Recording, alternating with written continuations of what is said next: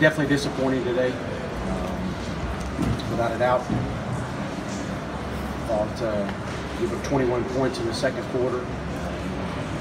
Had 2 turnovers, one on a sprint out, strip sack on a sprint out, gave up a short field. Had other short fields that we put our defense in some very tough situations.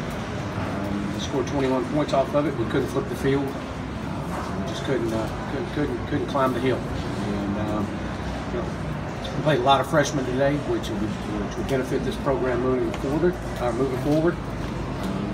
Definitely good for the development, especially some extended playing time. But overall, obviously very disappointed in just our inability to get the ball in the end zone. We'll come back in here Monday. We'll be recruiting on Sunday. Back in here on Monday with a team meeting and moving on to the 2019 season. With that, I'll open up for questions. What do you think of Connor Nolan's performance, and just what do you think about his season and him moving forward? Well, I thought Connor did some good things. I thought he got the ball out of his hand. Hit some throws that were good to see. Obviously missed a few, but I thought that the more he played, he got more comfortable. He got a great ball up their sidelines to Jordan Jones, which I thought was a big time throw. And that was good to see, and I just think he has opportunity. He played 4 games, red shirt, as both he and John Stephen do, and I think it'll only benefit the program moving forward. Let's talk about the difficulty of moving the ball. You had 8 tackles for losses, 5 sacks, 90 yards in losses. Just talk about how difficult it is to get something going with that kind of penetration. Yeah, absolutely. I did not think we played well up front.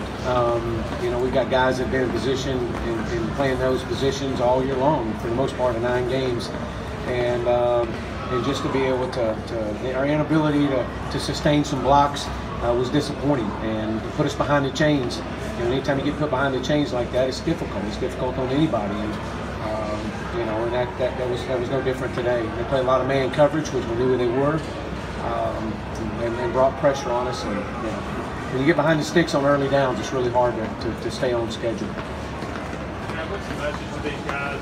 Obviously, a disappointing end of the season to get things steered in the right direction this offseason. Well, I want to first of all say to our seniors that that have been through so much in this program over the last 4, 5, and 6 years, and thank them first of all. And they've been through a lot. And they've done some things in this program. They've done things in this program that maybe the outside doesn't see, but have definitely helped pave the way for what we're trying to build here and move forward in this program. It's about moving on now. It's the 2019 season. It's about recruiting. It's about developing the players that we do have, and it starts now. It starts today, and we've been recruiting at a very high level this season, and that'll continue. We'll be in homes on Sunday night and schools all day on Mondays through the next 3 solid weeks. And so that's our focus moving forward. We have a 7 a.m. team meeting Monday and get ready to go.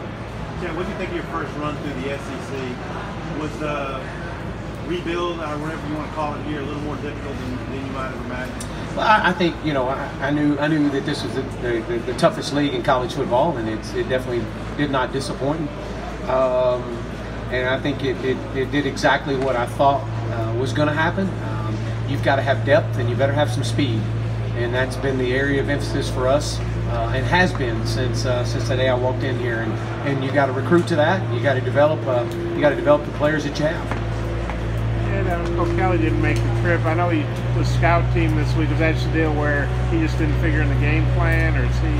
Well, we felt like that with the number of defensive players that we had to add onto the roster, that was more of a roster move than anything. Is we needed to bring some more depth on the defensive side of the ball.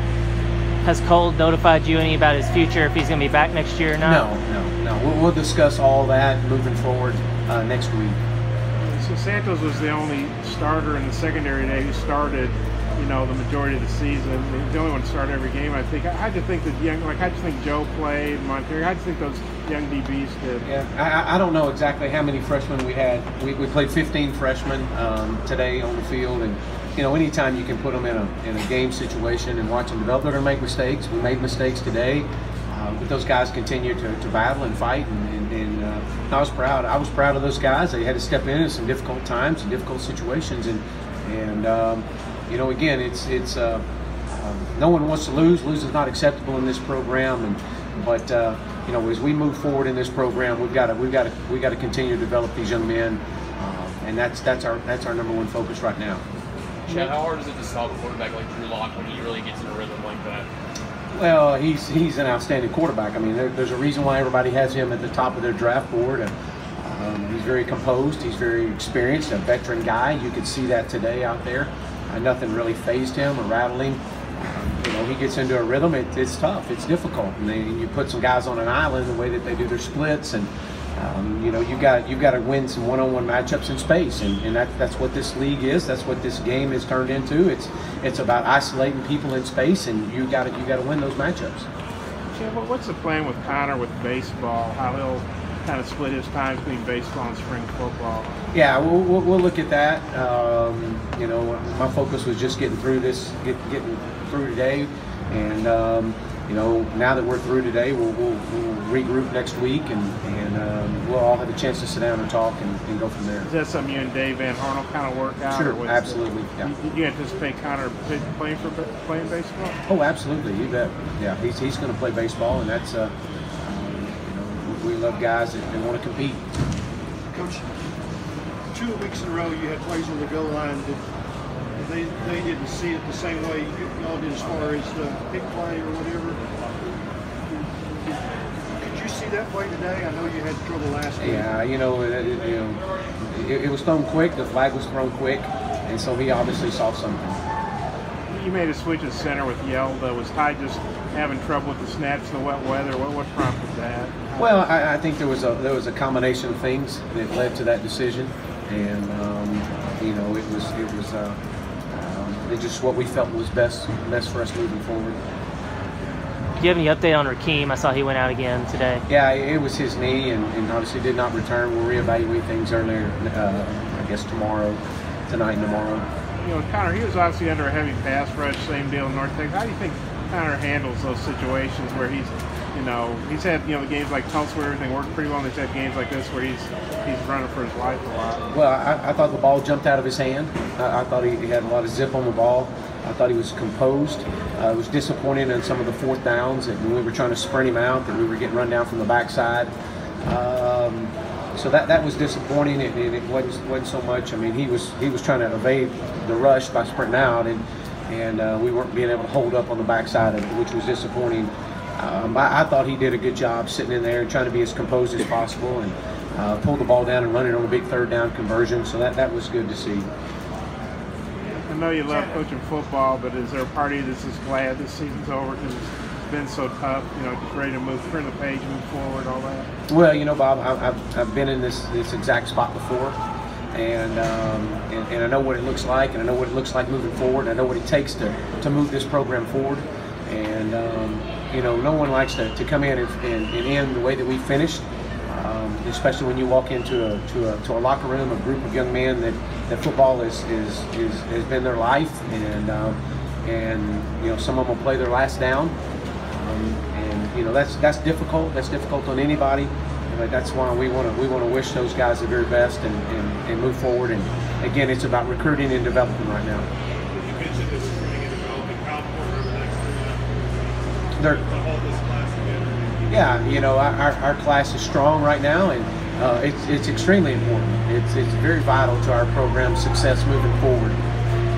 Dre, I guess, just couldn't go today. Dre Greenlaw. No, it was his ankle. Chad, how many player losses do you expect? Guys moving out. Yeah, you know, I don't know that.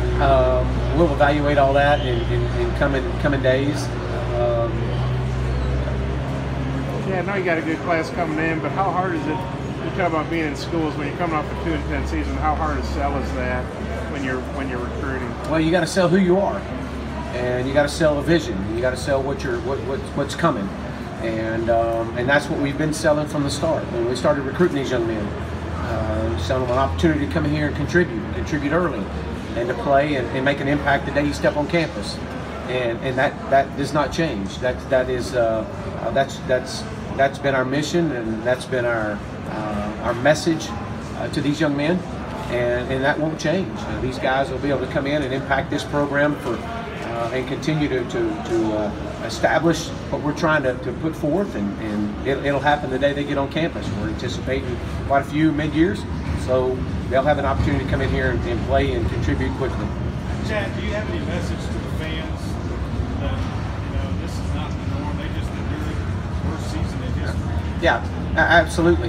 First of all, their passion, as I've said many times this year, their passion that our fan base has, their love for the Hogs that they have, inspires us, inspires me. I promise you, their passion level and my tireless work ethic, as our staff's tireless work ethic, will match their passion level. And with that, together, locking arms, no one, I said last year, regardless who the head coach was, 4-8 is unacceptable, 2-10 is unacceptable. But with their passion level and our work ethic and drivenness because of their passion, we're going to lock arms, and we're going to get this program going. We're moving in the right direction, and it may not seem like that right now, but we are. Thanks, Coach. Thank you. All right, guys. We have 4